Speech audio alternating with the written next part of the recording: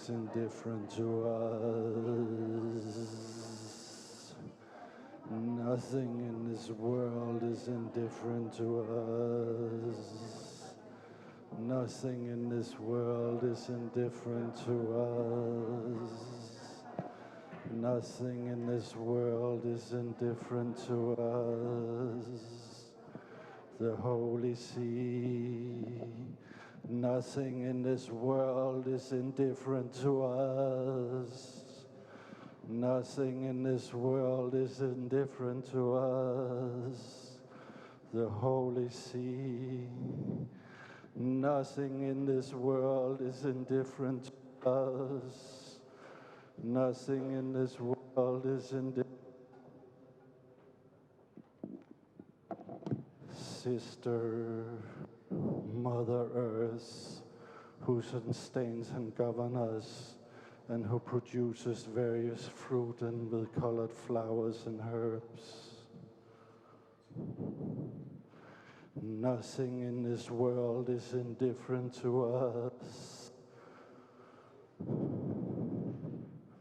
Sister, Mother Earth, who sustains and governs us, the Holy See. Nothing in this world is indifferent to us. The Holy See. Sister Mother Earth, who sustain and govern us. Nothing in this world is indifferent to us.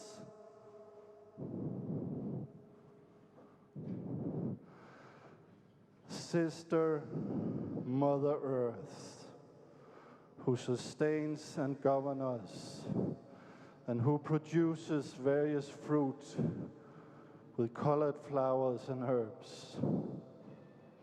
This sister now cries out to us because of the harm we have inflicted on her by our irresponsible use and abuse of the goods with which God has endowed her. Nothing in this world is indifferent to us.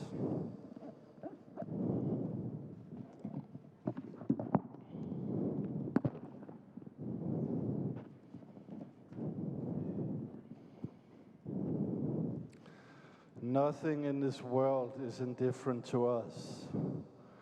Account must also be taken of the pollution produced by the residue, including dangerous waste present in different areas.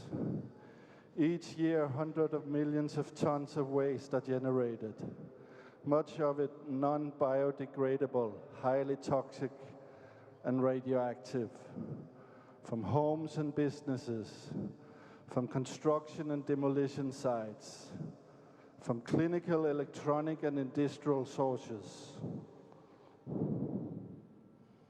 The earth, our home, is beginning to look more and more like an immense pile of filth.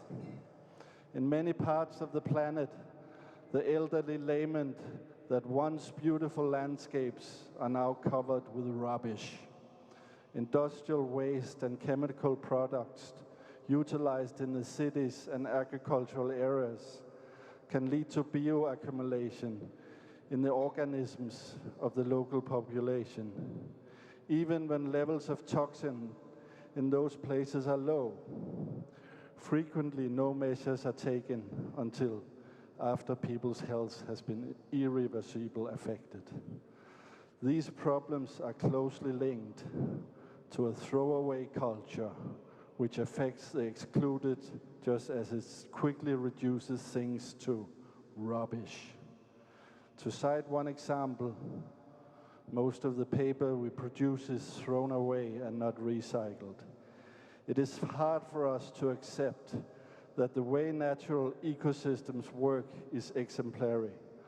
Plants synthesize nutrients which feeds herbivores. These in turn become food for carnivores, which produce significant quantities of organic waste, which give rise to new generations of plants. But our industrial system at the end of its cycle of production and consumption has not developed the capacity to absorb and reuse waste and byproducts. We have not yet managed to adopt a circular model of production capable of preserving resources for present and future generations, while limiting as much as possible of the use of non-renewable resources, moderating their consumption, maximizing their efficient use, reusing and recycling them. A serious consideration of this issue would be one way of counteracting the throwaway culture which affects the entire planet. But it must be said that only limited progress has been made in this regard.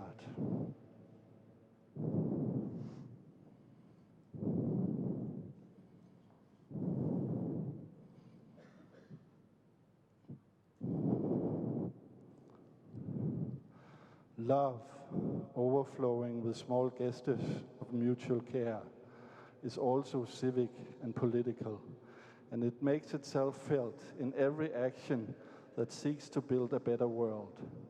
Love for society and commitment to the common good are outstanding expressions of a charity which affects not only relationships between individuals, but also macro relationships, social, economic, and political ones.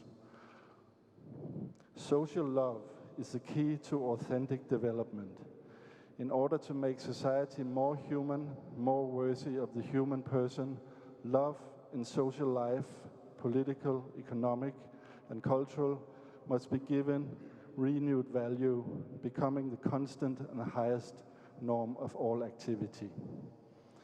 In this framework, along with the importance of little everyday gestures, social love moves us to devise larger strategies to halt environmental degradation and to encourage a culture of care which permeates all of society.